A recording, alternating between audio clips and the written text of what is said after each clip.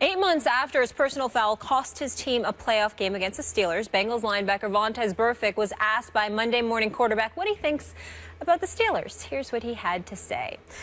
I don't give no bleeps about them. Zero. You can write that too. I don't give no expletives about them. They're just another team. They don't scare me. Just another team. It is important to note that he will be out for the Bengals Week 2 game versus the Steelers because of his 3-week suspension for repeated safety violations. Oh, Stephen A., my fellow Steelers fan, do you like, love, or hate Vontaze's comments? I love it. Oh. I absolutely, positively love it. Number one, because I respect his intensity. I know that he struggles in terms of avoiding crossing that line, and it is something that he's going to have to deal with, no doubt. I think Vontaze Burfict is a big-time player. I think he's skilled. I think his intensity level is never usurped by anybody, and I respect him, even though he's got to get his act together. But what I really, really love about it is that I'm a Steelers fan. And so by you cursing out the Steelers and you don't give a damn about the Steelers and talking all of this smack, you seem somebody that's still relatively easy to irritate, which would work for me. You understand? Because I'm a Steelers fan. So it doesn't bother me at all. I don't want him to get suspended. I don't want him to get suspended. But these kind of things where he opens his mouth puts him at a disadvantage, particularly when he goes against the Steelers because of all the attention that's going to come his way, how it could potentially irritate him and potentially bait him into doing something. I don't want him to get suspended or miss games and miss money, but I do want him to mess up against the Steelers. And it seems like he's ripe for that to happen. So keep talking. It's a beautiful thing. I hate this. Because to paraphrase Shakespeare, the linebacker doth protest too much. Oh, Lord. He went. You really got to stop with Shakespeare stuff, man. I don't give no bleeps about them. Zero. You can write that. Now he's telling someone to quote him, dropping, you know, the F-bomb. I don't get, and then he says it again. They're just another team. They don't scare me, just another team. If all that was true, you wouldn't have to go in like that. First of all, he misses the first meeting with that team. You don't have any playoff wins in your career. He's an excellent player. Doesn't have any playoff wins in his career, partly because he just handed the rivals a playoff win because he couldn't control himself. He knocked out Antonio Brown. Yes. Clearly, the Bengals and the Steelers are the class of that division, so they are the chief rivals in that division. How could, you know, of course you care more about them. Of course they're not just another team. And the way, so the facts say they're not just another team, and then the way he went in says they're not just another team. If they're really just another team, you go, oh, they're just another team. Done. You don't have to go in like that and then say, write it, quote me, and all this kind of stuff. He's lying. Of course he is. He's like, well, the Bengals are prone to lie. That's when someone asks you about your ex. You're like, I don't care. The Bengals are prone to lie. Well, it depends on the ex. Sometimes you legitimately don't care. Sometimes your heart's broken and you just have to get over it. But the point that I'm trying to make to you is that they've made the playoffs 5 of the last 6 years. It's 7 times, I believe, in the career of Marvin Lewis, the 12 seasons he's been coaching. They haven't won a single playoff game. And I put that on Marvin Lewis to some degree. But last year, with Burfict losing his cool Backman Jones, he didn't. Agreed. But that's what it is. But earlier, Stephen A., you had a great suggestion for Tim Tebow. He could go back to his high school team where he played 12 or the WWE. Right. But we wanted to know what you guys thought if you would want Tebow on a roster. And 43% said they would want him on their MLB team. You got to be kidding me. 43%. Who the hell? Who? Your fan. Who Our who said family. that? Yeah. Who said that? Tim Tebow on a Major League Baseball. Man, they didn't even say minor league. They said Major League Baseball. Major League Baseball. They don't know. They're drunk. I think they said the Yankees. We polled a bunch of drunks. I think they said they're going to bring the Yankees back. Please. Timmy and Pinstripe. Brian Cashman and the Yankees would never do that. You must be crazy. I'm glad he got a chance to try it. I don't hold that against him. Come on. People like Stephen A. are too down on Tebow, but he ain't playing baseball for my Yankees. Here's what we know. Here's what he knows.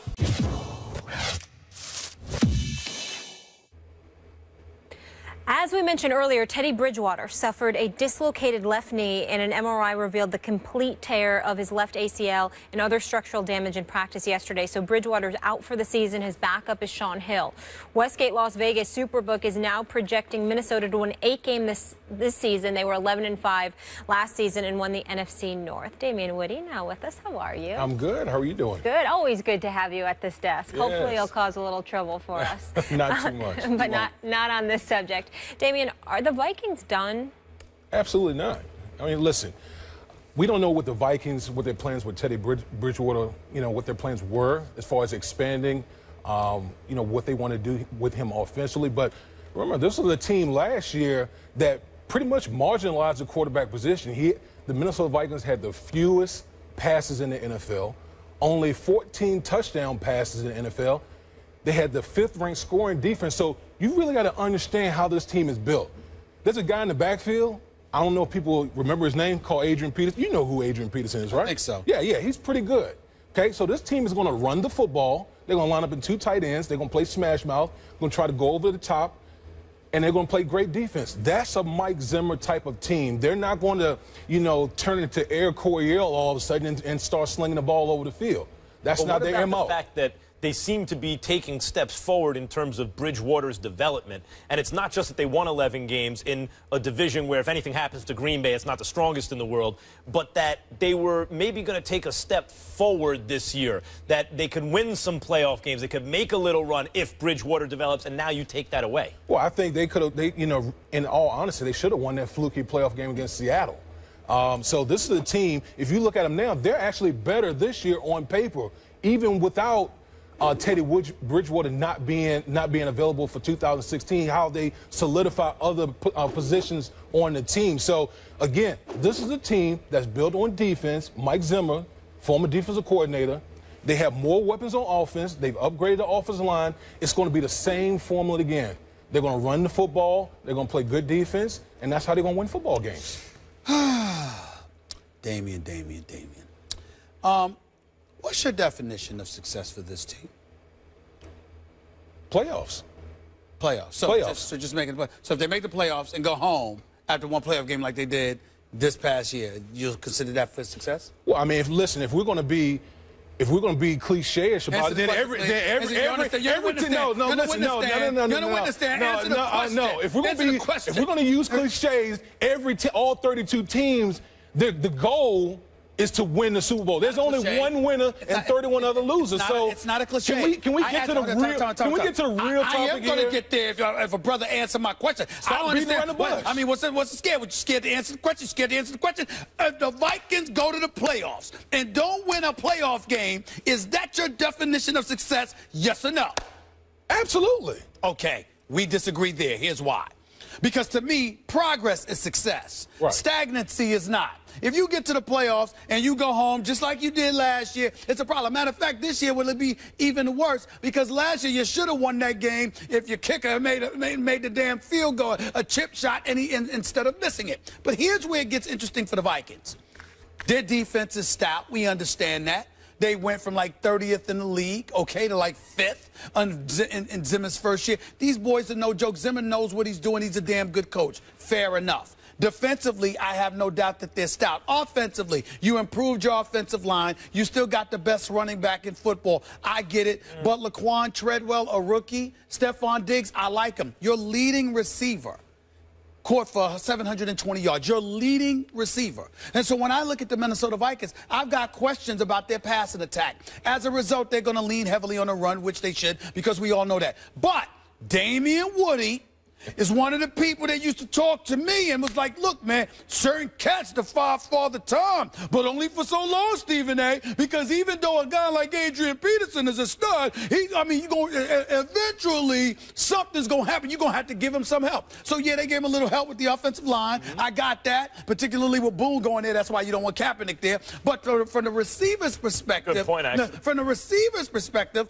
I'm looking at a Stephon Diggs. I'm looking at a Treadwell, Kyle Rudolph, I'm just looking at it and I'm saying, excuse me, let's look at the NFC because you do have to actually play people. You don't get to, it ain't shadow football, like shadow boxing. You actually have to play opponents. Okay. So let's look at those opponents.